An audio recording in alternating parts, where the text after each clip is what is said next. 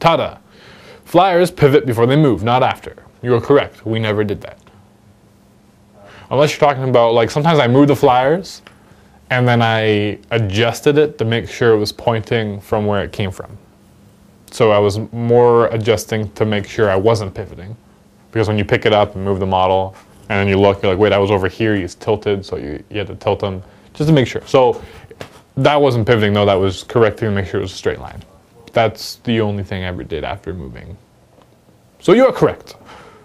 You can only move 6 and disembark 6, we just covered that. You are correct. Meganobs are not characters. True! Oh my goodness! I thought they were. And then I looked in the back on Appendix 2, page 413. If you look, everything says what's character or not, and Meganobs are infantry. There you go. Passengers can do Overwatch. Also something I just learned. That's cool. Yes, so we forgot to do that too. Excuse me. There's neither a burp or a yawn. Nothing. Okay. Warpaint guy. Meganobs can't take a lookout, sir. When I see LOS, I want to say line of sight every single time, but it's lookout, sir. Meganobs can't take a lookout, sir, for Gazco because he's at the back, and who location starts from front to back. In this case, you should have put Gaz at the front, I think. Meganobs are not characters. Right and wrong. Right, because Meganobs are not characters, but wrong, because knobs are characters. It's true. Again, take a long look, page 413, and all the surrounding Appendix 2 entries. It'll say if it's a character or not, very clearly. ABF 36. Why do people not understand what makes a character? Sorry guys, this literally does my nut in. A character is a member of a squad that has its own profile. A knob has its own profile when in a squad of boys, therefore it's a character. An individual knob does not have its own profile when in a squad of knobs. But there's knobs are all characters. So a squad of knobs is still all a unit of all characters. Most characters are fielded in units from the start of the game and represent squad leaders such as Space Marine veterans. They have their own profile but do not have a separate entry. No.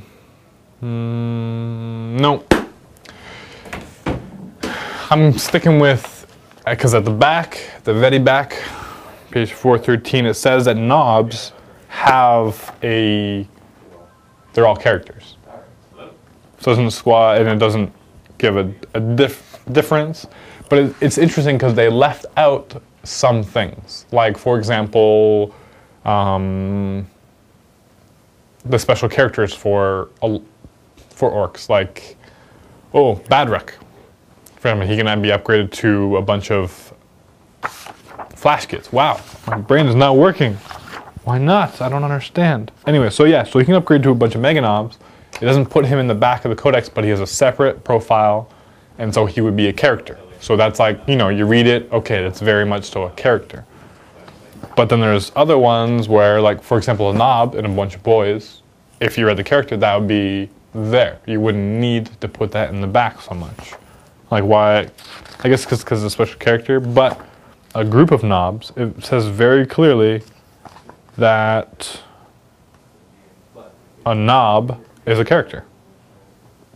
So, and then it gives its profile, and it's the same profile. So a group of knobs would be a group of characters. Like a group of knob bikers would be a group of biker characters. It's just the way it is.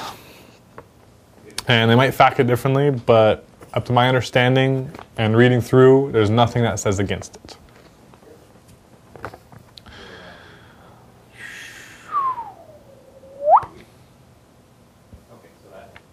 Now I know you said your argument is a knob does not have its own profile when in a squad of knobs.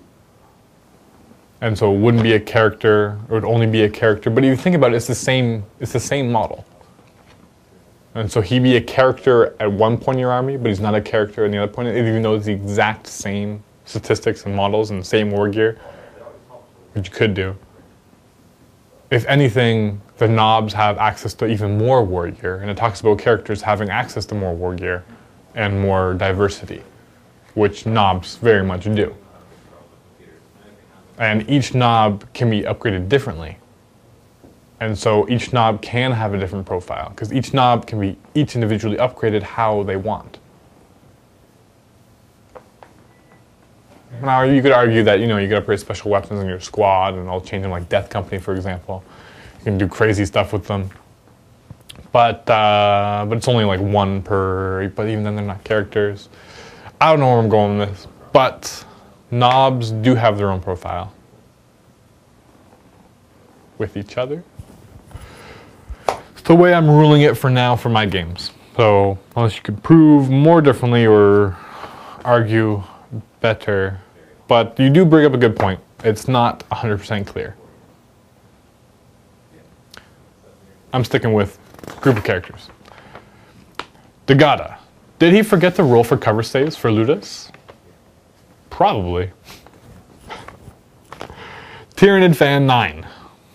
Wow. You're the 9th fan of the Tyranids? That's like one of the originals. You should make it a rule when people play you in Warhammer that if they challenge you, they must do an in-character insult first. Wait, so before the game? So they challenge me, and then there's challenges within the challenge? It's like Inception stuff. Tada, he killed everything in your unit, so he would have some rerolls from his unit in that challenge. I'm trying to think. If you could only reroll if at the start they weren't fighting. So if a bunch of people hit, he killed all my boys, and then it was just the knobs left fighting, and he had a bunch of boys, and I had none, they don't give him any bonuses or rerolls. But if somehow my knob survived, and so did his, for another turn, and at the start of the fight subphase, all these boys couldn't attack other boys. They couldn't do anything at all for the whole fight subphase. That's why they added it in to make it a bit more fair. They will give rerolls to the character in the challenge. I hope that's clear.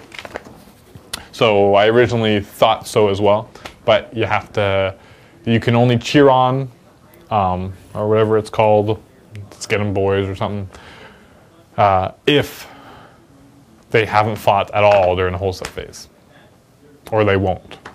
Then they can cheer on in a challenge. Lurmanen, only characters that are engaged may issue and accept challenges. What do you mean by engaged? Because in the challenge page, 64, in fact, it states that you challenge the unit.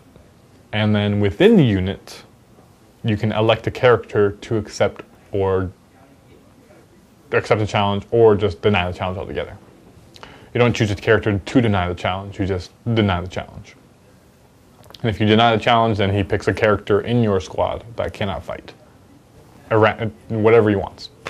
So you deny my challenge, then you were the one who would have. They get to choose, so it's kind of advantageous if there's multiple characters. Choose the big one. But anywho, no, you challenge the unit, not the character. If that makes sense. You walk up to him and go, I challenge this unit. And then the unit has an option to respond, either rejecting or accepting, whatever they want. But no, your character does not have to be engaged. Just has to be, what's the word? In combat. Has to be part of a combat. Otherwise, they wouldn't be in the unit to accept the challenge. Zephin. Monstrous creatures no longer cut through armor saves normally. Their attacks are resolved at AP2 if they use a smash attack, though. Wrong. I thought this as well at first, so no biggie. But on page 42, when it explains the smash special rule, if you have the smash special rule, monstrous creatures just have the smash special rule. Okay? They just have it. And that means that they get AP2 on their close combat attacks. All the time. Always. And then they have an option, unless they have an AP1 weapon, they can use that instead. But then they have an option of using a smash attack, which is available if you have the smash special rule. So monstrous creatures always have AP2. Unless they have something to give them AP1.